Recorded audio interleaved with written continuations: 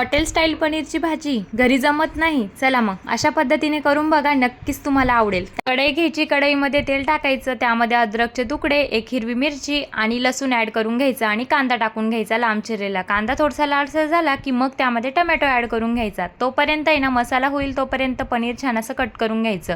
आपल्याला हवं त्या आकारामध्ये आपण कट करू शकतो। त्यानंतर आहे ना मसाला तोपर्यंत छान असा खरपूस भाजलेला असतो। त्यानंतर एक कढई घ्यायची, कढईमध्ये तेल टाकायचं हवं तितकं, त्यानंतर त्यामध्ये पनीर एक एक करून टाकून घ्यायचे आणि ते छान असे क्रिस्पी होईपर्यंत तळून घ्यायचे।